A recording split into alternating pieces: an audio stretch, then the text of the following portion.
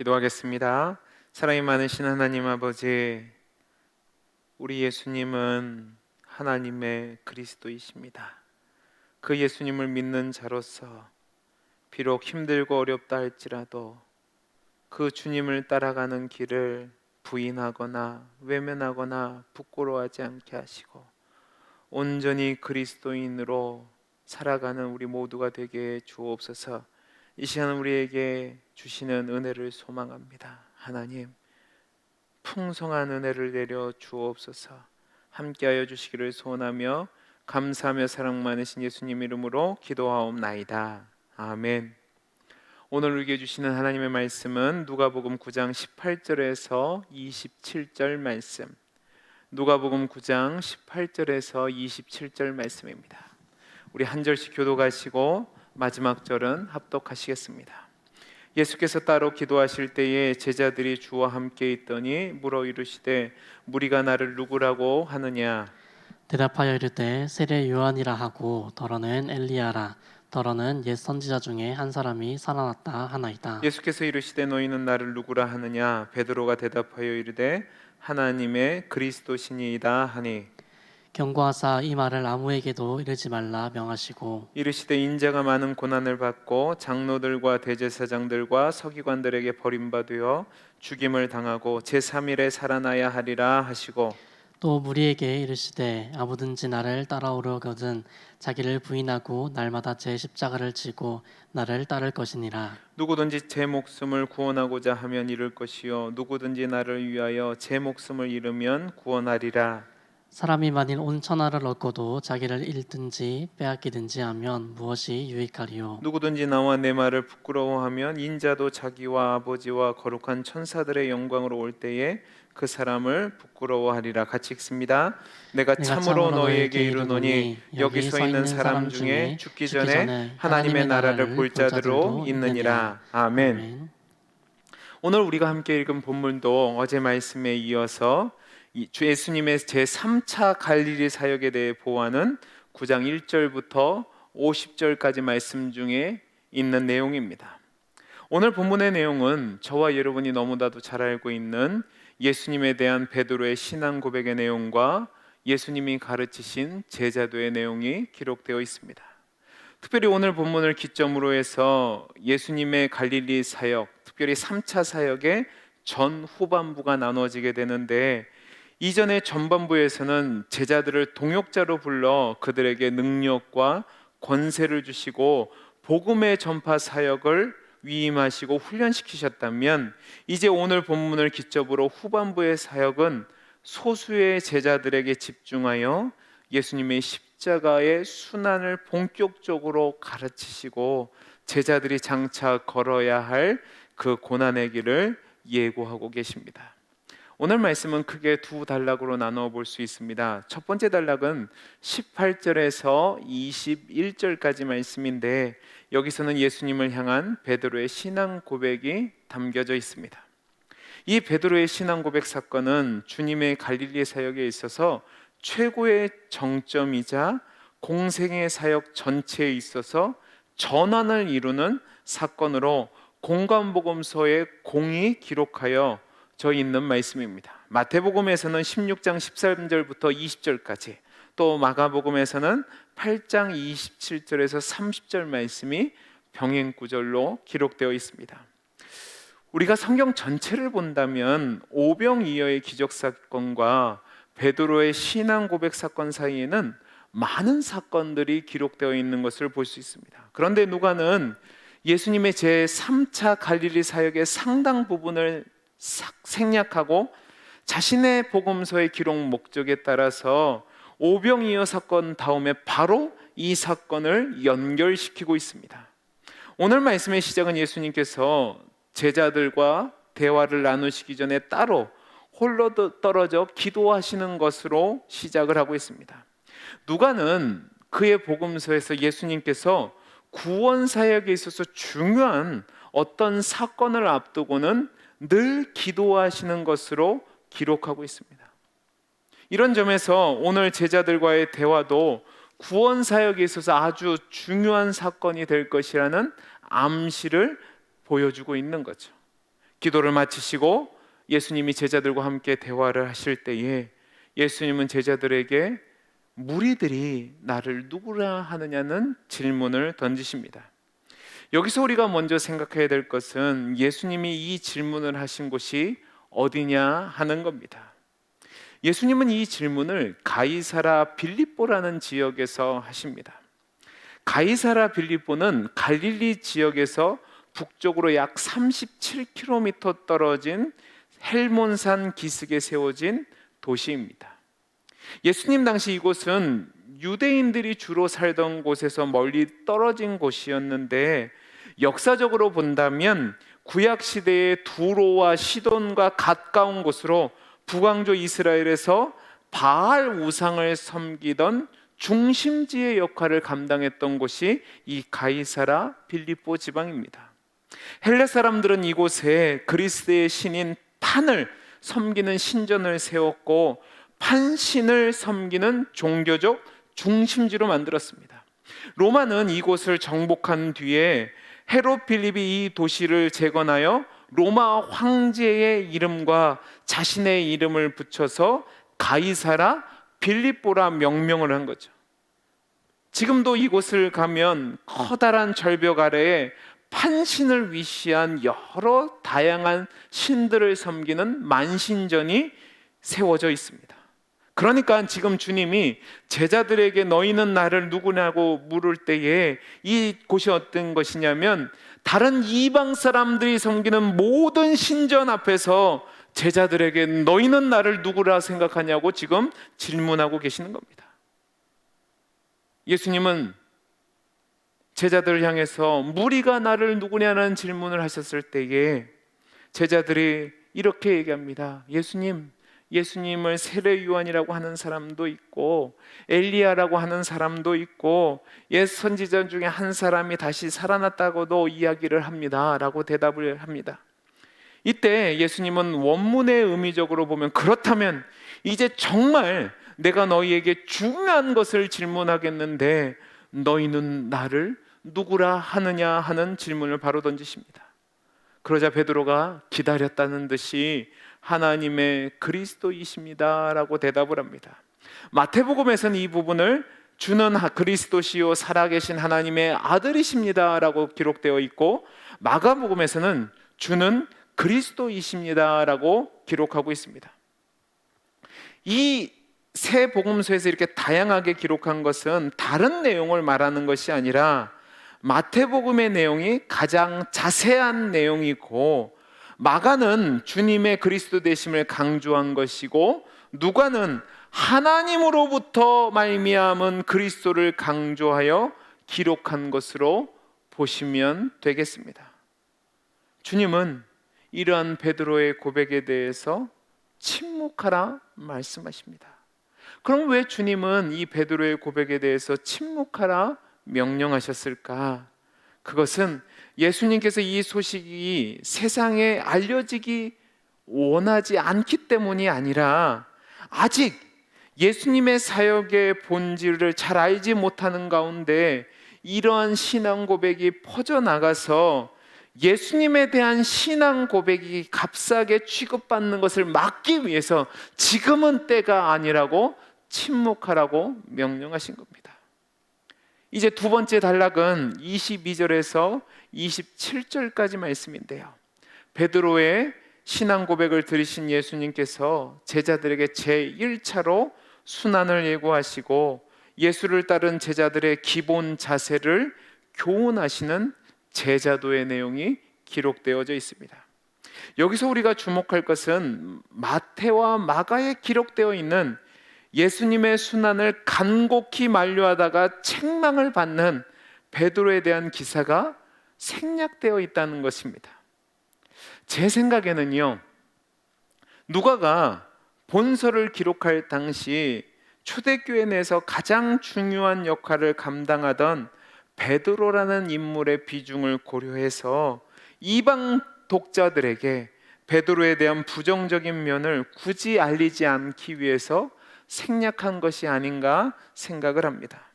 하지만 문맥적으로 본다면 18절과 21절까지의 말씀의 내용과 달리 갑작스럽게 전환을 이루어서 예수님께서 사람들부터 철저히 버림받아 죽임을 당하고 3일에 다시 살아날 것을 말씀하실 때에 제자들이 받은 충격은 상상 이상이었을 것이라 생각이 됩니다.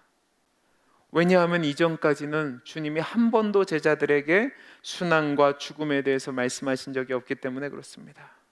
그리고 나서 예수님께서는 제자들을 향해서 자신을 따라오려거든 자기를 부인하고 날마다 자기 십자가를 지고 따라야 할 것을 말씀하십니다.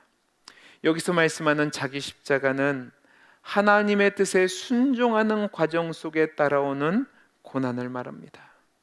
자기 부인과 자기 십자가를 지고 살아가는 것이 바로 예수님의 제자의 삶이라고 이야기하시는 거죠.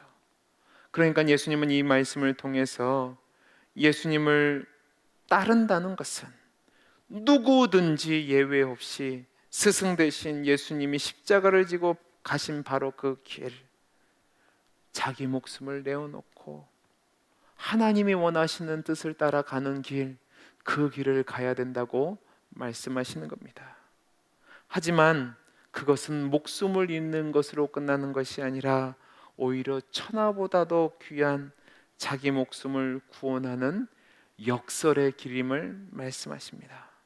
비록 힘들고 고통스럽지만 끝까지 인내하며 믿음을 지킬 때에, 제자의 길을 걸을 때에 하나님 나라를 보게 될 것이라고 말씀하시면서 주님이 가신 그 십자가의 길, 고난의 길을 너희도 걸으라고 말씀하시는 거죠. 이것이 오늘 우리가 함께 살펴본 말씀의 내용인데, 이 말씀을 통해서 오늘 교훈을 얻기를 원하는 것이 있습니다. 첫째는 무엇이냐면, 우리의 신앙 고백이 절대로 값싼 신앙 고백이 되어서는 안 된다는 겁니다. 우리 18절에서 21절까지 말씀을 같이 한번 읽어보겠습니다. 시작. 예수께서 따로 기도하실 때에 제자들이 주와 함께 있더니 물어 이르시되 무리가 나를 누구라고 하느냐? 대답하여 이르되 세례 요한이라고도 하고 더러는 엘리야라, 더러는 옛 선지자 중에 한 사람이 살아났다 하나이다. 예수께서 이르시되 너희는 나를 누구라 하느냐? 베드로가 대답하여 이르되 하나님의 그리스도시니이다 하니 경고하사 이 말을 아무에게도 이르지 말라 명하시고. 자, 예수님께서는 19절에서 제자들을 향해서 무리가 나를 누구라 하느냐고 질문을 하셨습니다. 제자들을 통해서 사람들이 생각하는 예수님에 대한 다양한 평가를 들으셨습니다. 사람들은 예수님을 세례 요한이라고 하기도 하고 엘리야라고 하기도 하고 옛 선지자 중에 하나가 다시 살아났다고도 하기도 하였습니다. 이는 예수님의 행하신 능력과 가르침의 단편만을 보고 예수님의 정체를 바로 알지 못한 사람들의 추측이었습니다. 그러나 주님은 이런 일반 사람들이 자신에 대해서 어떻게 생각하는 것은 중요하지 않으셨습니다. 정말로 중요한 것은 제자들이 자신을 어떻게 생각하느냐 하는 겁니다. 그래서 주님은 바로 제자들을 향해서 그래? 그러면 정말로 이제 중요한 것을 너희에게 묻겠다. 그렇다면 너희는 나를 누구라 생각하느냐라고 질문을 하십니다. 이 질문에 제자들의 대표인 베드로가 하나님의 그리스도이십니다라고 고백을 합니다. 마태복음을 보면 베드로의 이러한 고백을 듣고 예수님께서 몹시 기뻐하시며 칭찬을 아끼시지 않은 것으로 기록하고 있습니다. 세상 사람들은 정확히 모른다 할지라도 이방인의 만신전이 있는 바로 그곳에서 자신이 부르고 세운 제자들의 입술을 통해서 하나님의 그리스도, 즉 하나님이 보내신 참 하나님이시며 만왕의 왕으로 우리의 참 구원자이십니다라는 그 신앙 고백을 듣고 우리 주님이 기뻐하신 거죠. 그런데 주님은요, 그리고 나서 바로 제자들을 향해서 그 사실을 세상에 알리지 말라고 함구령을 내리십니다. 이상하지 않습니까? 예수님의 사역의 목적이 무엇이죠? 그것은 이 세상 사람들이 이 신앙 고백을 알고 믿고 고백하기 위해서 오신 것이고 그것을 위해서 사역하신 겁니다. 그런데 왜 예수님은 이 부분에서 제자들에게 그 사실을 말씀하지 말라고 명령하신 걸까요? 이유는 제가 앞에 드린 것과 같습니다. 분명히 우리 주는 하나님의 아들이시고 그리스도이십니다. 그리고 그 사실을 알고 믿을 때에 영생을 얻습니다. 그러나 이 진리가 너무 소중하기 때문에 적당한 때에 자신의 정체를 다른 사람들에게 알리라고 말씀하신 겁니다. 그러니까 지금은 아직 때가 아니라는 거죠. 당시 사람들은 정치적인 메시아만을 원했습니다. 그리고 예수님이 그런 존재가 되어주시기를 소망하며 따라다녔습니다. 그런 사람들에게 주님의 십자가 부활이 이루어지기 전에 이 사실이 전해진다면 그들은 자신들 마음대로 예수님의 사역을 재단할 것이고 그 그리스도의 사역을 한정지어서 이해하고 받아들일 겁니다. 그렇게 되면 하나님의 그리스도라는 이 신앙 고백이 단지 이 세상의 것을 취하기 위해 이용되는 값싼 신앙 고백이 되는 겁니다. 주님은 하나님의 그리스도이십니다라는 이 신앙 고백이 그렇게 값싸게 취급되는 것을 막기 위해서 아직은 사람들이 모르니까 사람들에게 알리지 말라고 이야기하신 겁니다. 이것은 지금 우리에게 아주 중요한 가르침을 주는 것이라고 생각합니다. 우리는 사도신경을 마치 주문을 외운 듯이 습관적으로 암송할 때가 있습니다.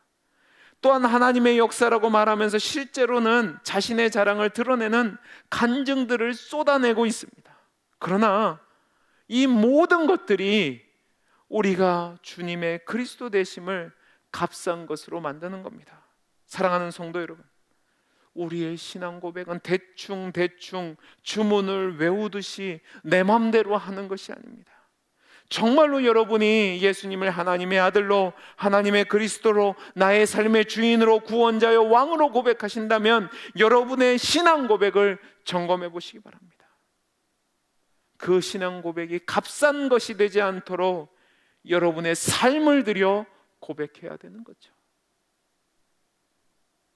신앙 고백은 값싼 것이 아닙니다. 정말로 여러분의 삶을 점검해 보시고 그 신앙 고백에 합당한 삶을 살아감으로 여러분이 고백한 그 신앙 고백이 진짜 신앙 고백이 될 수 있기를 간절히 소원합니다.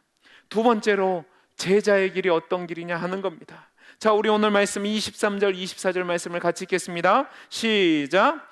또 무리에게 이르시되 아무든지 나를 따라오려거든 자기를 부인하고 날마다 자기 십자가를 지고 나를 따를 것이니라. 누구든지 제 목숨을 구원하고자 하면 잃을 것이요 누구든지 나를 위하여 제 목숨을 잃으면 구원하리라. 아멘.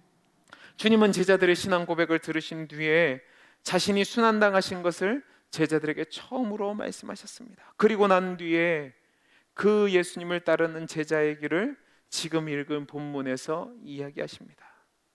이 말씀을 보면 제자들의 길이 어떤 길인지 아주 명확하게 이야기합니다. 제자의 길에는 세 가지 요소가 반드시 갖추어져야 합니다. 첫째는 바로 철저한 자기 부인입니다. 내 자아가 가지고 있는 혈과 육의 본성을 쳐서 복종시키는 거죠.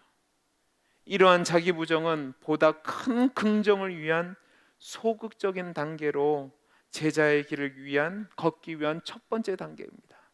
두 번째 단계는 바로 날마다 자기 십자가를 지는 겁니다. 여기서 말하는 자기 십자가는 자신에게 주어진 사명과 그 사명을 감당하기 위한 희생과 노력을 말합니다. 이것은 자기 부인을 넘어선 적극적인 단계의 제자의 모습이죠. 마지막 세 번째 단계는 바로 그리스도를 따르는 겁니다. 하나님이 보내신 하나님의 아들 되신 예수님이 내 뜻보다 하나님 뜻을 먼저 앞세우고 따라가신 것처럼 그리스도의 말씀에 순종하여 주님이 보이신 그 모범의 길을 가는 거죠.